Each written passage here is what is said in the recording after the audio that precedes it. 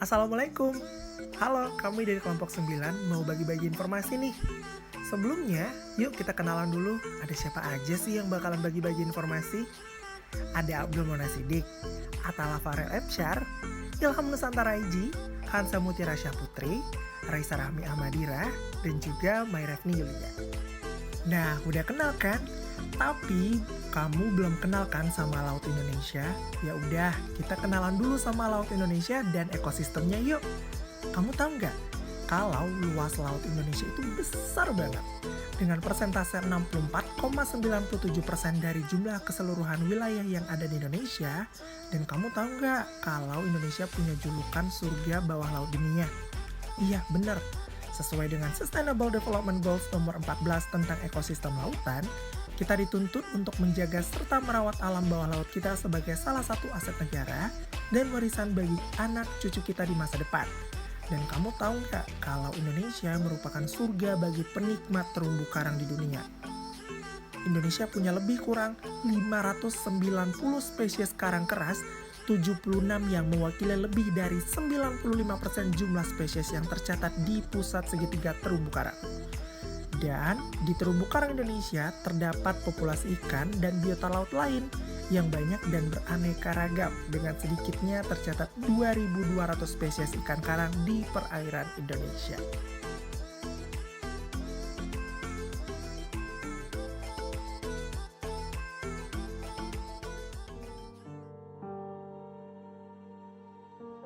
Tapi ada satu yang masyarakat Indonesia bahkan dunia pun harus tahu, bahwa masih saja ada masyarakat yang tak mencintai dan merawat ekosistem laut, baik dengan pengeboman bawah laut, penggunaan pukat harimau, dan bahkan penggunaan terumbu karang berlebih sebagai bahan bangunan. Kepulauan Mentawai merupakan daerah yang kaya akan sumber daya laut di Sumatera Barat. Namun, hampir 70% dari 35.000 hektar luas terumbu karang di Kepulauan Mentawai mengalami rusak parah, yang mana hal ini berdampak pada ekosistem bawah laut. Pertumbuhan masyarakat yang cepat membuat masyarakat membutuhkan cara untuk memenuhi kebutuhan mereka. Contohnya di Desa Peipei yang memanfaatkan terumbu karang sebagai bahan pengganti batu dan kerikil dikarenakan tidak tersedianya bahan bangunan seperti batu galian dan batu kerikil. Jikapun ada, harganya sangat mahal sehingga masyarakat lebih memilih terumbu karang yang seharga 125.000 dibandingkan batu kerikil dengan harga 400.000. Mahalnya batu ini disebabkan karena akses untuk mendapatkan batu kerikil yang sangat jauh sehingga membutuhkan dana dan biaya yang sangat besar. And the next question is, apakah ini akan dibiarkan saja? Atau kita yang mengubahnya? Dan apa saja hal yang dapat merusak mereka? Ya udah, yuk kita belajar bareng. Terumbu karang adalah ekosistem dasar laut yang dihuni oleh karang batu dengan karakteristik memiliki arsitektur yang dibentuk oleh ribuan hewan kecil yang dinamakan polip. Manfaat dari terumbu karang antara lain yang pertama yaitu sebagai tempat hidup hewan laut kecil, yang kedua sebagai wisata bahari, yang ketiga penelitian dan pemanfaatan biota perairan lainnya yang terkandung di dalamnya, yang keempat penahan abrasi pantai yang disebabkan oleh ombak laut. Dampak yang ditimbulkan apabila kita merusak terumbu karang yaitu yang pertama, hilangnya tempat berkembang biak ikan. Terumbu karang memiliki banyak ruang di mana ikan dan hewan kecil yang lainnya bisa bersembunyi dari mangsanya. Bila tidak ada terumbu karang, maka hewan kecil tidak memiliki tempat berkembang biak sehingga dapat terancam kelestariannya oleh mangsanya. Kedua, berkurangnya jumlah ikan yang dapat ditangkap nelayan. Yang ketiga, hilangnya pendapatan dari pariwisata. Yang keempat, tidak terlindungnya pantai dari gelombang laut. Terumbu karang membentuk pembatas alami yang dapat menahan dan memecah ombak. Ombak besar akan terpecah sebelum mencapai pantai sehingga mengurangi dampak bencana yang terjadi. Tanpa terumbu karang, maka pantai akan terancam abrasi atau pengkisan akibat ombak. Sesuai dengan yang ada dalam target 14.2, adanya pelindungan atas ekosistem laut dan juga pesisir demi menghindari dampak buruk yang berkelanjutan di masa depan.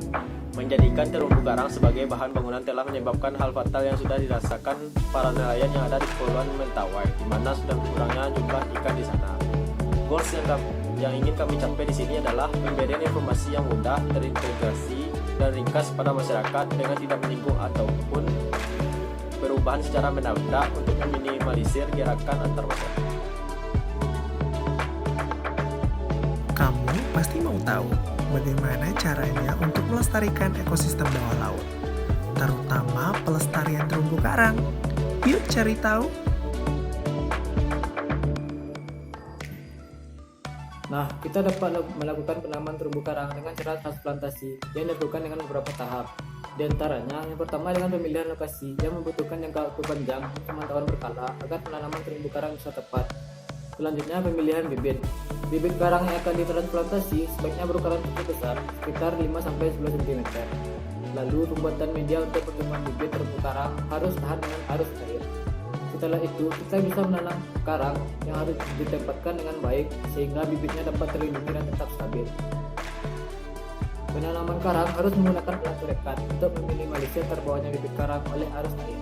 Dan yang terakhir, tentunya kita harus melakukan pemantauan secara berkala agar menghasilkan terumbu karang yang sehat.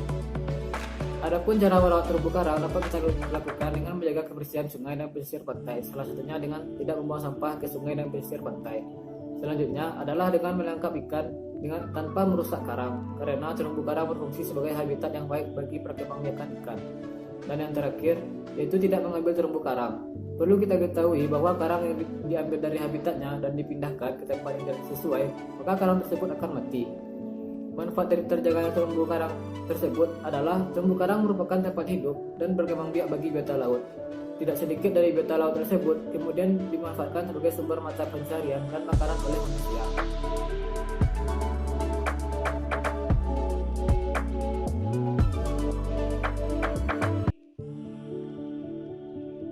Nah, udah tahu kan apa aja yang bisa kita lakuin untuk merawat dan menjaga aset negara dan juga aset anak cucu kita di masa depan. Tapi, apa aja sih kebijakan kalau masih ada aja yang bandel? So, let's check this out. Peraturan pemerintah yang sesuai dengan indikator 1421A terkait tersedianya kerangka kebijakan dan instrumen terkait penataan ruang laut nasional adalah Peraturan Pemerintah Republik Indonesia Nomor 19 Tahun 1999 yang di dalamnya terdapat pencegahan perusakan laut, yaitu pada bab 4 pasal 13 dan 14 yang berisi setiap orang dilarang melakukan perbuatan yang menimbulkan perusakan laut dan wajib melakukan pencegahan perusakan laut. Dan pada bab 5 pasal 15 yang berisi setiap orang yang mengakibatkan pencemaran dan atau perusakan laut wajib melakukan penanggulangan yang diakibatkan sendiri. Jadi dengan adanya peraturan ini dapat disampaikan kepada masyarakat agar masyarakat tidak melakukan hal yang semena-mena dan dapat menjaga terumbu karang dan ekosistem laut lainnya. Kenapa sih kita perlu menjaga laut? Karena laut merupakan surga bawah laut dunia. Banyak keindahan yang terdapat di dalam laut, seperti warna-warni terumbu karang dan juga jutaan spesies ikan di dalamnya. Selain itu, laut memberikan banyak pengaruh terhadap kehidupan manusia, seperti sumber makanan, untuk mengontrol iklim dunia, tempat rekreasi dan hiburan, serta banyak lagi manfaat laut untuk kehidupan manusia. Laut ibaratkan darah dalam tubuh, sedangkan terumbu karang layaknya jantung yang memompanya. Laut menghasilkan banyak oksigen dan juga menghidupi jutaan spesies makhluk di dalamnya, sehingga dapat menghidupi manusia. Oleh karena itu, marilah kita jaga surga bawah laut dunia kita dengan cara melindungi dan mengelola ekosistem laut secara berkelanjutan. Hai semua, yuk kita jaga ekosistem laut dan biota lautnya demi surga bawah laut Indonesia. Yuk lindungi terumbu karang untuk kita, untuk laut kita, negara, dan anak cucu kita. Kalau bukan kita, siapa lagi? Sayangi laut, sayangi terumbu karang, sayangi Indonesia. Ayo selamatkan terumbu karang, ayo selamatkan Mentawai. Halo semua, yuk ikutan kampanye perlindungan terumbu karang dengan cara memfollow Instagram Talk About Coral Reef dan Twitter Coral Reef Talk untuk mendapatkan info terkait konservasi terumbu karang. Dan jangan lupa untuk share ke semua sosial media yang kalian punya ya. Yuk sama-sama kita lindungi terumbu karang agar ekosistem laut tetap terjaga.